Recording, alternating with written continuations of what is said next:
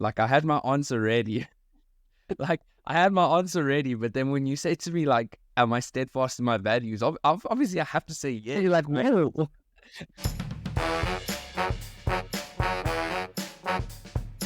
So the whole day today, I've had a song stuck in my head, and I think it's because I knew I was recording, but I don't even know the artist, and it's atrocious that I don't. But who sings that? Welcome back, welcome back, welcome back. Who is it? Hey, I think that's Mace. Yeah. Never even heard it. Yeah, that's definitely Mace. I knew I could call on you for this information. So yeah, there you go. Welcome back, everybody. And pretty appropriately, we also say welcome back to the Big Vibe with Tev and Ty, but we also say welcome back to Fyre Fest. So we spoke about this before. I can't remember which episode it was, but we spoke about the Fyre Fest before. And for those people that don't know what it was like a party, right, that was planned in on this island that was supposedly actually owned by Pablo Escobar, I think it was. But they made it seem... Yeah, I think Ja Rule was involved. He was one of the ambassadors, if I remember correctly. But it was this huge party. The tickets were exceptionally expensive.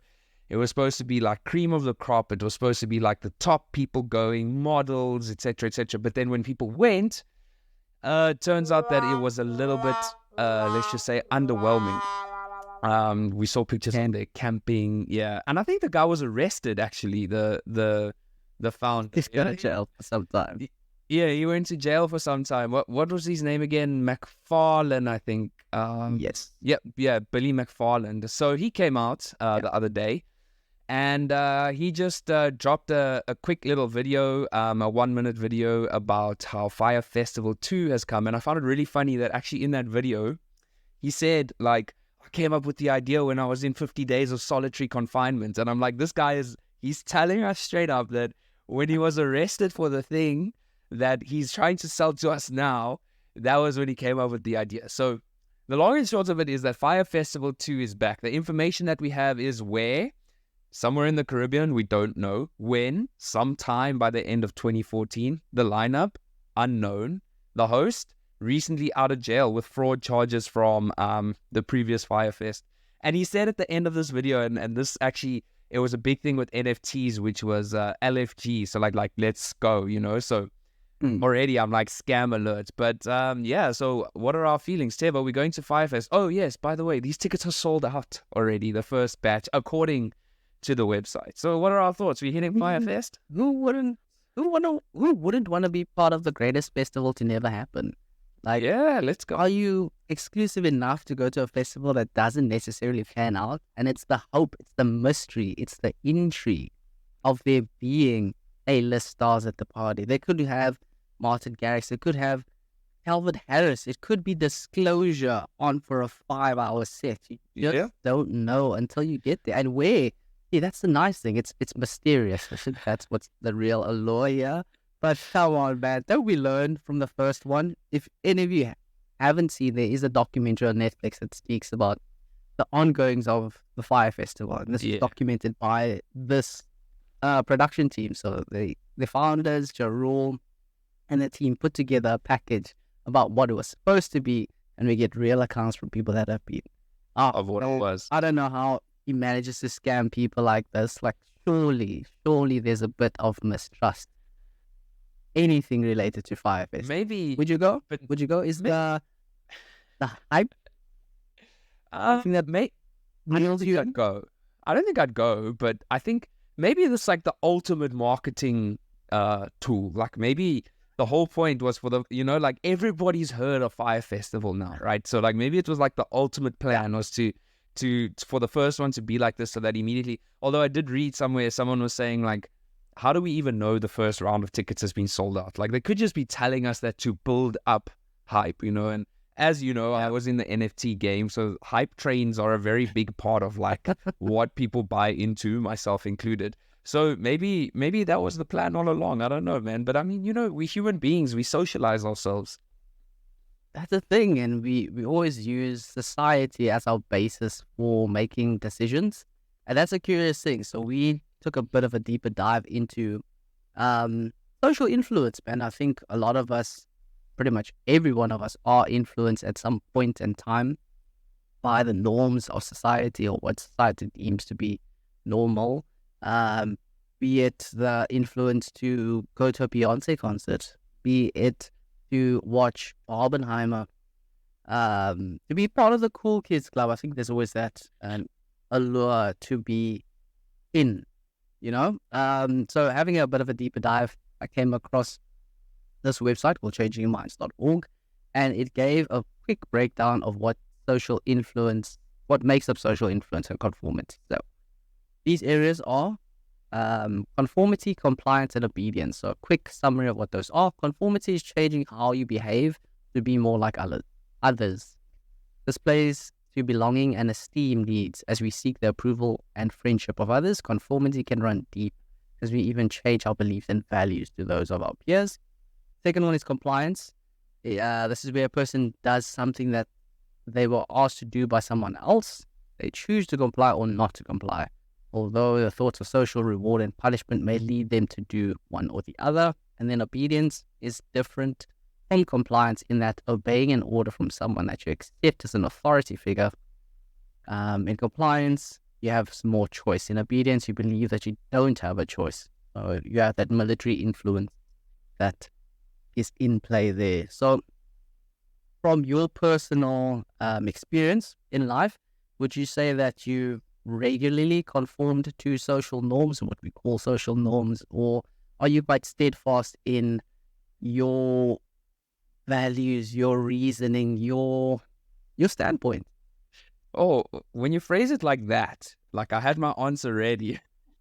Like I had my answer ready, but then when you say to me like, am I steadfast in my values? Obviously I have to say yes. You're like, well, okay, but in like reality, I will say, so something that I often say, and I don't know if it's right or wrong, but like, I don't know if this really counts as a social norm, but like in South Africa, we see a lot of polos on the road, right? Like, especially the Vivo, even though they were like a theft target, we still see so many of them. And, sometimes we'd have a discussion and it's like, oh, but everyone has the same car. Why would you want that? And then my argument was always like, but 1 million people can't be wrong, right? So like if all these people are choosing to buy this car, there must be a reason, there must be a good deal, there must be a good maintenance plan, whatever it is. Now, I don't know if that counts as social like pressure or like social normativeness. The same thing applies for like pop music. Often people are like, oh, that's like such a pop song. Like, why would you listen to it? Like, you just hear it all the time. I'm like, yeah, because it's a nice song. But like, I mean, it works for me. Like, maybe it's not underground enough, but what do you want? You're like, oh, I would really want my favorite artist to be discovered. But if they play music too much, it's a bit of a problem. So, am I steadfast in my values? Yes, 100%. Of course I am. Am I a hype man? Yes, I am. I am a bit of a hype man. I'm not going to lie. I buy into things. I've mentioned NFTs a few times already. I bought into the hype deep. So I'm a little bit on both sides. How about you? I think middle ground there. I think I do have a lot of moments where I am influenced by social norms. Watch the Barbie movie recently. Is it good? I didn't think it was great, but okay. Hey, different strokes for different folks. Okay. And trends, man. Like I think we spoke about it in previous episodes. It was like trends and how do you, I guess, stay away from trends, or how do you create your own trends, that kind of thing. So yeah, if there is something happening on social media that requires some kind of participation, sometimes I would dabble in that. I think we've seen, I mentioned previously, like the mannequin challenge, things like that. Am I steadfast in my values? Yes. I too. I'm steadfast in those, but I think, look, societal norms or customs and societal hype is always going to be there, and I think that's what drives marketing, man. That's what helps us feed into whatever the product, whatever the service is out there. So I can't say that I am not influenced by it, because it makes me want to do things, buy things, attend things, but all within reason, I will say that. So Fyre Festival, we actually had interestingly enough, and I think guys like Katlejo, you would know this, there was a Fyre Festival equivalent that is supposed to happen in South Africa. So the premise of the festival was that it was going to be in almost like a safari park, Okay. and it was supposed to be a 3 to 4 day festival. It was called Forever Something.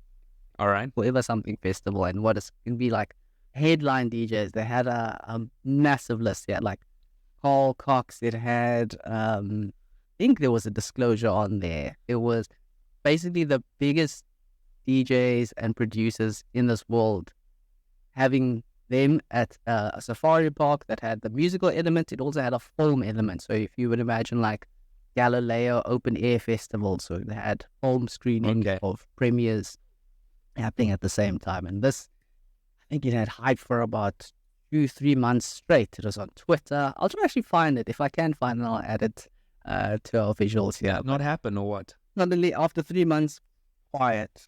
No, it just vanished, disappeared. Owners. There was, people that bought pre-sale tickets. Thereafter, vanished.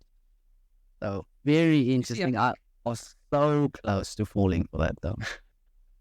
But I think sometimes it's quite challenging because it's like, what do we want as people, right? You want exclusivity, and you want like you don't want to be the same as everyone else, but at the same time we also want reliability, and we want steadiness, and we want something that we also know that we can lean onto. So it's kind of like you want both things, right? So exclusivity would imply that like not a lot of people have it. Reliability means that it's tried and tested. So ultimately, there's kind of two conflicting ideas. But as we know, there's a lot of kind of social norms, or just norms that we've come to accept. Things that it's just like, oh, that is the way it is. Like how McDonald's fills up your cup with a whole bunch of ice before they pour this little bit of cool drink in for you. I'm sure you've seen the ones even where they use the 3 different size cups and they pour one into the other, and they're actually all the same size. So sometimes we just accept these kind of norms. So there's a few of these that you and I wanted to touch on a little bit. The first one that I wanted to talk about, and this I think is a big societal trend and a big societal normal scam, if you want to call it that, is Black Friday. Do you buy into Black Friday? I've been yes, I have been a victim of Black Friday hype. Especially in the early days. Into Mall of Africa. Fortunately, I haven't done the in-store purchasing of Black Friday. So it's always been the online deals, because I don't think I'm ready for that. The in-store thing, I've seen the videos on people camp out, and once those doors open, people are elbowing grannies, they're jumping over small kids. It's wild, man. I know. So like it really kind of annoys me in general, like how. I mean, if I happen to be shopping, but I don't really like, if I'm online and it's like, oh, on Black Friday will be cheap, I'll wait for it and I'll buy it on that day. But it's just in general, I think retailers kind of kill us, like, because they're never selling at a loss. So, it's societal that we just accept, like, oh, I got this thing at 75% off. And actually, Katya's Gran was talking about it earlier, like they were selling a mattress that was €1,000, €1,000 for this mattress, okay? It had like a remote, and it could sit like lean, put you up, and like you could lie down. And then now they're selling it for like 228, and she got quite annoyed, and she's like, why, like if I bought this thing for €1,000 and now it's being sold for 228, do you know how upset I would be? And what kills me is that these guys are never selling at a loss. All the people that are selling are at least breaking even, but still within the profit margin. So I do think that's a little bit of a scam. The second one that I just wanted to touch on quickly was the dentist. So we recently went in Thailand just before we came here, because actually dental work in Thailand is really affordable. There's a lot of good dentists there, and you look for, like, first of all, like a nice place, because no one likes going to the dentist, but then also like they offer you a deal, right? So they're like, whatever, 2,000 Rand, and you can come and you can get a cleaning, you can get a checkup, you can get X, Y, Z. So you think to yourself, okay, I'm going and I'm paying 2,000 Rand and this is what I'm getting. Then you get there. And one of the first things they ask you, they're like, oh yeah, like, do you want to do an X-ray? You're like, I guess so. Like, I'm here, right? Oh, okay, cool. Like, we'll sign you up for an X-ray. Okay. So now you're doing X-ray. Okay. Then you go and line the chair, and then they do whatever they do for you, and then they're like, oh, like we can offer you this like new super UV light cleaning thing that's gonna stop the plaque from building 50% more. Don't worry, it's only a little bit more expensive, like, but it's really worth it. And you're like, well, you know what? I'm here now. We may as well do it. Next thing you get there and you get the bill and you're sitting there like it's like a double, 3,000, maybe 4,000 Rand. And you're like, how did I end up in this situation? And it happens to me every time I go. For some reason, they just like the master up salesman of like things. And it's my teeth, it's my smile. So of course, if they're like, oh, you should do this thing, and you're like, yeah, of course I want to do it. I'm on a podcast, man. I got to look good. So biggest scam, social norm, those are my two. That's the thing with the dental. You like nail on the head, man. Always go in and they wouldn't tell you how much you're estimated to pay. They can't give you an average. You ask up front, you come to the dentist, they're like, how much for a cleaning and for I guess a filling? And they'd be like, well, you see, I can't really give you an accurate price. It wouldn't be correct for me to do so. I can only tell you that once you've gone in for the checkup or the viewing or whatever. At least give me some framework to work within. Yeah. Then that's really when you come out of it and it's like, cool, so pay your 2,000. Oh, plus there's a levy here of $500. But what is that? Can you define it? How does this relate to what I'm... It's just a levy payment that you got to cover. It's just there. They just slap it on, bro. It's madness. The other thing that I came across was insurance, being the first one. Mm-hmm. I know you're putting money aside for a rainy day. If you ever are in an accident or you lose something or you need cover for something, that money is stashed away. And yes, we do see now in the modern times that you have some kind of cashback option, but it's over a certain period of months and years. And the thing that you generally find about insurance is that when you do claim, they're very scrutinous about things that they're willing to pay out on. And you're like, but I paid you for this cover. Now you're telling me I can't get all of this that I was supposedly covered for at the price I was paying. That's ridiculous. So you're basically just chowing my money. And the second thing, gosh, I didn't realize this until I moved here to the UK, is parking. Paid parking here is probably the biggest scam. It is a pandemic of its own. Firstly, to find parking. So hard to do here. And you'd think that more people are commuting using public transport. Yeah. So there should be a bit more options for me in terms of parking. Exactly. Not a thing. And curbside parking isn't a thing. So whenever you go to find parking, it has to be at a designated spot. And if you park on the street, generally on average, you're paying, and this is in the north now. So if you go further south to like London, it's going to be even more exorbitant. But you're paying about £2 an hour. So if you do the conversion, you're paying like 40 Rand an hour. Yeah. Never mind airport parking. That's a whole nother issue on its own. So for me, those two things really grind my gears. And I think it is. It's just like it just becomes accepted. Like these things just become like, oh, like that's just the way it is. Like it's like, oh, parking is so expensive. It is what it is. Oh, insurance is such a scam. It's like, oh, but if you don't have it, then you're stupid. Although I must say, shout out, Ruben was telling me about Discovery. Discovery seems to be upping their game. I think the direction that Discovery is going in is like a lot of partnerships. So like the benefits to being a Discovery member are like just getting better and better and better. Like the discounts that you get, the miles that you get, and etc. And Discovery, if you want to throw anything our way for that little plug that we gave you, you're more than welcome to do that exact thing. But now back to social norms. I know you had a question that you wanted to ask. Yes. So I wanted to find out, is it possible to break away from social norms? Is it possible not to be influenced? Like, from a real point of view, I'd like to say yes, but in practicality, I don't think it is something that can be changed. Can we change it? Can we be a significant voice to change things? So, for instance, if we were like, insurance, you know what? There should be a policy drafted that for every year that I've paid my insurance, I should get a third of that back each year. Is that something that we could we'll all come together with, we almost do the Twitter blackout, the Instagram blackout, whatever you want to call it. You have this massive social media influx of voices trying to change something. Do you think it's possible or not?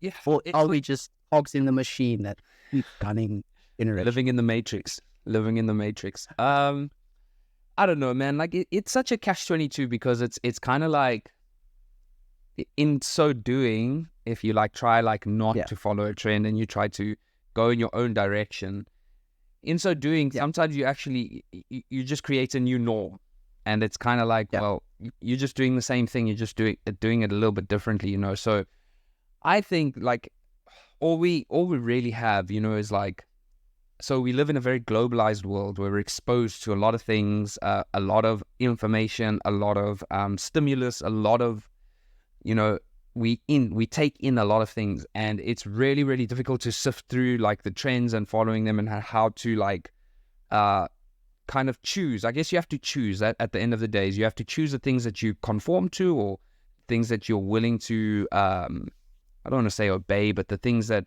the social norms that fit into your life, you kind of just have to be able to look at it and think about it. Because actually the other day I saw there was a huge big thing that happened in London, where it happened on TikTok, where there was like a thing where they were like looting stores, and it was started on TikTok.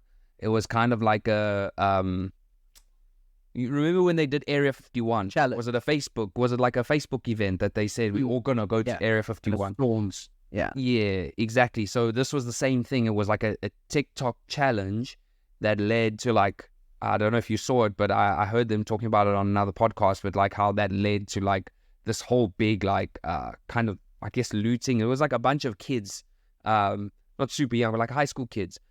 So like, I guess this is where, you know, you have to kind of just take a moment, take a breath, and I mean, in our wholesome moment, we'll talk about it a bit more, but just look at something and think about it. And because I don't think all trends and all social norms are bad things. You know, you can't always do things your own way, because that's just not the way it works. We are socialized beings, so you have to kind of work with people as well. And following trends is not always a bad thing. It's just about how you follow them. Which I think actually segues nicely into the final section that you wanted to touch on. So true, so true. I think you used a very important word in your description there, and that is thinking.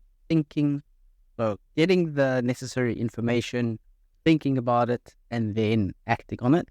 I think the thinking part is sometimes overlooked by many. Yep. And it's brought us full circle now to talk about critical thinking, and how this is one skill set that you can't afford not to master. So this is an article that we found on betterup.com, and it was written by Maggie Wall. Essentially, they give 5 characteristics for critical thinking. I'll quickly just chat about what critical thinking is. Essentially, the ability to analyze facts objectively and form a judgment. It's a form of emotional intelligence. You have 5 characteristics for critical thinking. First one being depositions. Critical thinkers have specific traits that allow them to think the way they do. Some people are predisposed to these traits, while others need to develop them actively. Some of these depositions include open-mindedness, respecting evidence and reason, being able to consider different perspectives and points of view, not being stuck in one position, skepticism, clarity, and precision. Second characteristic is argument. Good critical thinkers need to make solid arguments. So if you have an opinion on something, are you able to debate it with reason and with evidence to back your position? Reasoning, in addition to arguments, critical thinking also requires inferring conclusions. So from the facts and arguments presented to you, you need to use reasoning and reasoning skills to come to a logical conclusion. The fourth characteristic is criteria. Critical thinking is sometimes a matter of discerning truth from fiction. Not all facts presented to you may have the same level of truth. And this is a great time for me to insert a quote that Ty had told me a number of years ago, that there are 3 parts to any discussion. Well, there are 3 sides to a story. There we go. three sides to the story. There's your viewpoint, there's the other person's viewpoint, and there's the truth. So shout out to Ty. The fifth characteristic is metacognition. Metacognition is the ability to think about your own thinking. So critical thinkers should be able to analyze their thoughts so that they can judge whether or not they've thought everything through. This helps them come to better hypotheses. Okay. Yeah. In terms of critical thinking, those are the 5 characteristics. Yep. I like that. So I think all in all, when it comes to following social norms, and it would be a bit amiss of us to kind of say that we're creating this thing and we want it to be heard by more and more people, and then to think that, oh no, but we're going to go against social norms. Like, that's not really how it works. We would actually want people to kind of not follow each other, but just word of mouth is a huge thing. So, I think, again, I don't think social trends and these kinds of things are always bad, but I think if you apply the skills that you were talking about, then you will know that The Big Vibe is a podcast that you should be listening to, and that you will know that you should help us out by doing the things, subscribing to the channel, liking the video, sharing it, etc., etc. But yeah, all in all, I think my closing thing is don't think that social trends are always bad, but do your due diligence and check it out. And if it's a trend for you, trend along with it, but also keep asking yourself those questions that Tev spoke about. We'll see you again next week, same time, same place. Cheerio for now. Bye-bye.